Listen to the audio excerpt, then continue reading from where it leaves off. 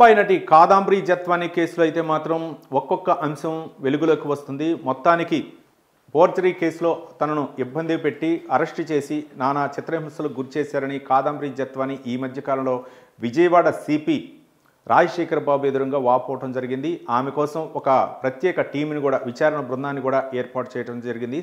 స్రవంతి రాయ్ అనేటటువంటి ఐపీఎస్ అధికారిని నియమించడం జరిగింది. ఈ స్రవంతి రాయ్ నేతృత్వంలో బృందం అయితే మాత్రం పర్యవేక్షించింది. ఆమె స్టేట్మెంట్ను కూడా రికార్డు చేయడం జరిగింది. మరి ఏం జరిగిందంటే కేసు విషయం గురించి ముంబైలో ఆమె ఒక పారిశ్రామికవేత్త జిందాల్పై కేసు అయితే మాత్రం రేప్ కేసు అయితే పెట్టడం జరిగింది. దాన్ని కూడా పోలీసులు నమోదు చేయకపోవడంతో అక్కడ కోర్టును ఆశ్రయించి కేసు నమోదు చేయడం జరిగింది. ఆ కేసు తర్వాత ఆయన జిందాల్ ఆయన స్నేహితుడైనటువంటి అప్పటి ఆంధ్రప్రదేశ్ ముఖ్యమంత్రి జగన్ను ఆశ్రయించడం, జగన్ ప్రోద్బలంతో మరి ఆ కేసుని సజ్జలకు అప్పచెప్పడం, సజ్జల ముగ్గురు ఐపీఎస్ అధికారులకి ఇన్వాల్వ్ చేయటం, ఇక్కడ ఇంటెలిజెన్స్ చీఫ్ సీతారామాంజనేయులు, అలాగే సిపి క్రాంతి రాణా టాటాను, అలాగే డీసీపీ విశాల్ గున్నీకి అప్పచెప్పింది. వీళ్ళ యొక్క ప్రమేయంతో ఇబ్రహీంపట్నంలో కేసు నమోదు చేయడం జరిగింది. కేసు పరిణామాలు ఏంటంటే కుక్కల విద్యాసాగర్ రావు అనేటటువంటి వ్యక్తి ఆమెకు ఉన్నటువంటి సన్నిహిత సంబంధం నేపథ్యంలో, కాదంబరి జత్వానీకి ఉన్నటువంటి సన్నిహిత నేపథ్యంలో కుక్కల విద్యాసాగర్ రావు ల్యాండ్ని ఆమె ఫోర్జరీ చేసి అమ్మాలని ప్రయత్నించిందని కేసు నమోదు చేయడం జరిగింది. కేసు ఫిబ్రవరి 2న ఇబ్రహీంపట్నం పోలీసులు కేసు నమోదు చేశారు. ఫిబ్రవరి 3న విజయవాడ నుంచి ముంబై పోలీసులు వెళ్ళి ఆమెను అరెస్ట్ చేసి తీసుకురావడం జరిగింది. ఫిబ్రవరి 6న కోర్టులో ప్రవేశపెట్టడం జరిగింది. కోర్టు రిమాండ్ విధించడం జరిగింది. ఈ పరిణామాల నేపథ్యంలో అసలు కుక్కల విద్యాసాగర్ రావుకు సంబంధించినటువంటి ల్యాండ్ ఎక్కడుందని అంటే జగ్గయ్యపేట పరిసర ప్రాంతాల్లో 5 ఎకరాల ల్యాండ్. ఆ ల్యాండ్ ఎవరికి విక్రయించాల్సిన పరిస్థితి ఏర్పడింది? కాదంబరి జత్వానీ. మరోపక్క కుక్కల విద్యాసాగర్ రావు గారికి సంబంధించినటువంటి నాగేశ్వరం నాగరాజు పేరుతో అలాగే భరత్ విక్రయించాలని చెప్పేసి ప్రయత్నం. ఆ భరత్ అవ్వచ్చు, ఆ నాగేశ్వరరాజు ఎవరైతే వీళ్ళకి టీటీడీ టికెట్ల కోసం మాకు దర్శనం కల్పించడని చెప్పేసి వీళ్ళని అప్రోచ్ అయ్యారు కుక్కల విద్యాసాగర్. ఆ యొక్క ఆధార్ కార్డుల నేపథ్యంలో ఆ ఆధార్ కార్డుల నెంబర్ల ఆధారంగా వాళ్ళకి ల్యాండ్ విక్రయించాలి, 5 లక్షల రూపాయలు తీసుకుంది అడ్వాన్స్ అని చెప్పేసి ఆరోపణ నేపథ్యంలో కేసు నమోదు చేశారు.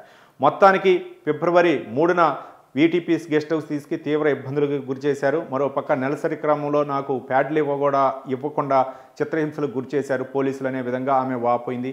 మరోపక్క స్రవంతి రాయ్ నేతృత్వంలో బృందానికైతే ఆమె చెప్పుకున్నటువంటి అంశాల ప్రకారం మరి ఈ ఐపీఎస్ అధికారుల ప్రమేయం ఎంత మేరకు ఉంది?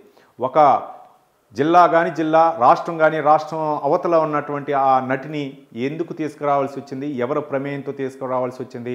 మరి జిందాల్ ప్రమేయంతో, కుక్కల విద్యాసాగర్ రావు ప్రమేయంతో, మరోపక్క సజ్జల ప్రమేయంతో ఈ ఐపీఎస్లు ఇన్వాల్వ్ అయ్యారనేది మనకు తెలియాల్సింది.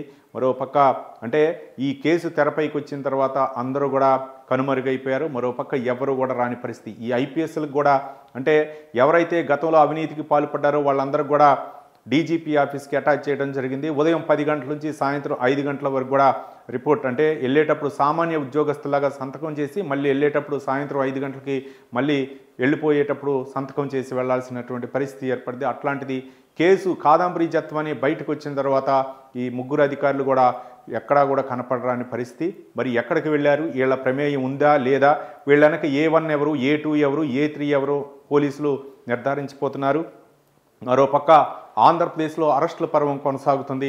ఒక పక్క టీడీపీ కేంద్ర కార్యాలయం ధ్వంసం కేసులో ఇప్పటివరకు అయితే మాత్రం మాజీ ఎంపీ అలాగే ఎమ్మెల్సీ ఇంకా మిగిలినటువంటి నాయకులు కూడా అరెస్ట్ కాబోతున్నారు. ఇప్పటివరకు 2 తలకాయలను అరెస్ట్ చేశారు. అది మాజీ ఎంపీ నందిగాం సురేష్ అలాగే ఎమ్మెల్సీ లేళ్ల అప్పిరెడ్డి. మిగిలినటువంటి దేవినేని అవినాష్ అవ్వచ్చు, అలాగే చంద్రబాబు నాయుడు ఇంటిపై దాడి కేసులో జోగి రమేష్ కూడా అరెస్టు కాబోతున్నారు.